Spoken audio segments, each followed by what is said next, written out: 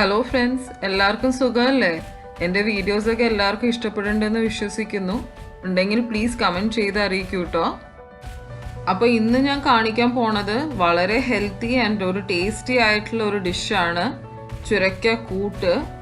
ഇത് ഒട്ടും ഓയിലോ അല്ലെങ്കിൽ വേറെ മസാലപ്പൊടികളോ ഒന്നും ചേർക്കാതെയാണ് ഉണ്ടാക്കണത്. നമുക്ക് അപ്പോൾ ഇത് എങ്ങനെയാണ് ഉണ്ടാക്കണേന്ന് നോക്കിയിട്ട് വരാം. അതിനു വേണ്ടി ആദ്യം ഞാൻ എടുക്കുന്നത് ചെറുപരിപ്പാണ്. അപ്പോൾ കുറച്ച് ചെറുപരിപ്പ്, അതായത് നമ്മളുടെ മൂങ് ദാൽ നല്ലോണം കഴുകി ഒരു 20 മിനിറ്റ് നമുക്ക് വെള്ളത്തിൽ കുതിർക്കാൻ വെക്കാം.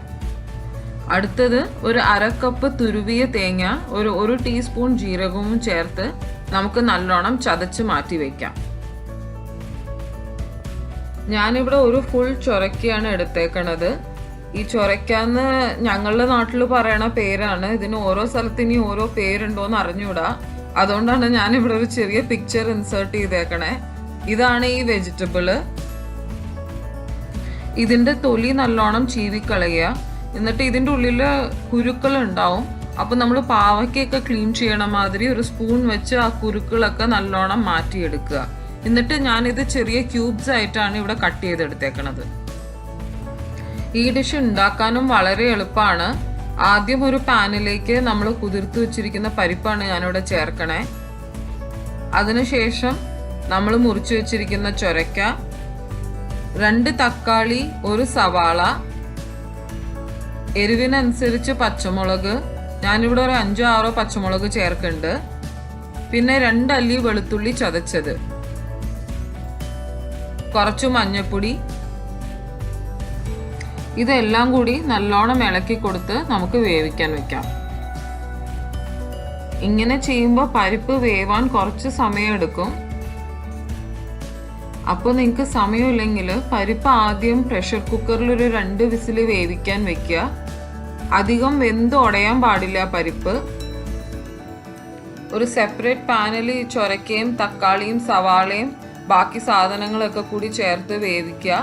എന്നിട്ട് നമുക്ക് വേവിച്ച് വെച്ചിരിക്കുന്ന പരിപ്പ് അതിലേക്ക് ചേർക്കാവുന്നതാണ്.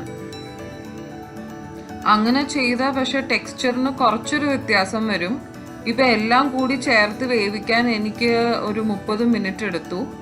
പക്ഷെ ഇങ്ങനെ ചെയ്യുമ്പോഴാണ് സ്വാദും കൂടുതൽ, കഴിക്കാനും ഇതാണ് രസം. അപ്പോൾ നിങ്ങൾക്ക് സമയമുണ്ടെങ്കിൽ ഈ മെത്തേഡും ഒന്ന് ട്രൈ ചെയ്ത് നോക്കുക.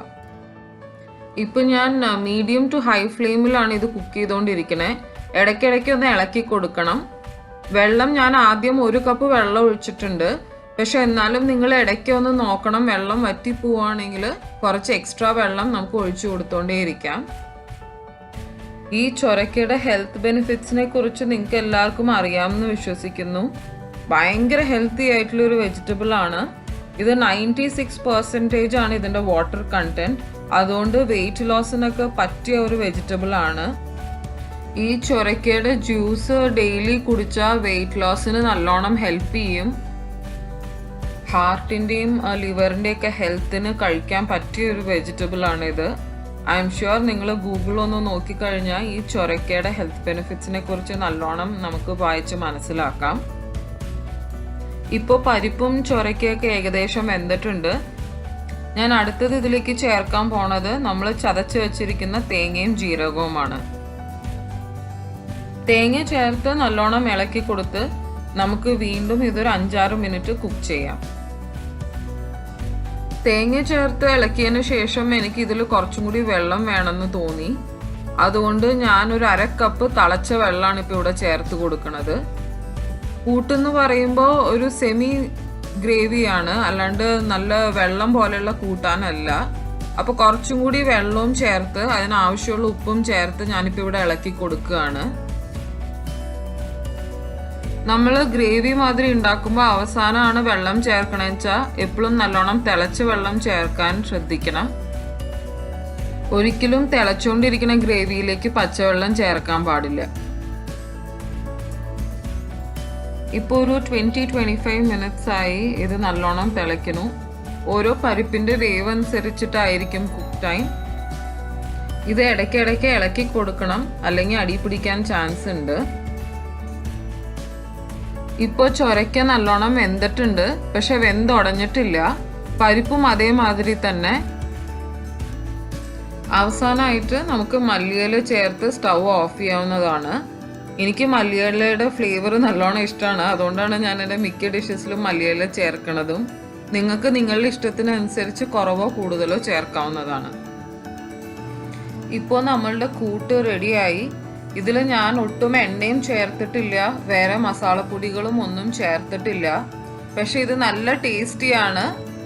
എത്രയൊക്കെ ഹെൽത്തി ആണെന്ന് പറഞ്ഞാലും ടേസ്റ്റ് ഇല്ലാത്ത ഒരു സാധനം കഴിക്കാൻ എനിക്കും വലിയ മടിയാണ്.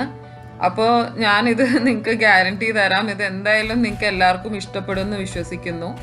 ഇത് ഞാൻ വൈറ്റ് റൈസിൻ്റെ ഒപ്പം 1 സ്പൂൺ നെയ്യ് ഒഴിച്ച് കഴിക്കാനാണ് ഏറ്റവും കൂടുതൽ സ്വാദ്. അപ്പോൾ നിങ്ങൾ അങ്ങനെയൊക്കെ ഒന്ന് ട്രൈ ചെയ്ത് നോക്കൂ. ഈ വീഡിയോ ഇഷ്ടമായെങ്കിൽ പ്ലീസ് കമൻറ്റ് ബിലോ. ഓൾസോ എൻ്റെ ചാനൽ ഇഷ്ടമായെങ്കിൽ please like, share and subscribe. ഒരു പുതിയ റെസിപ്പിയുമായി നമുക്ക് വീണ്ടും കാണാം. Thank you.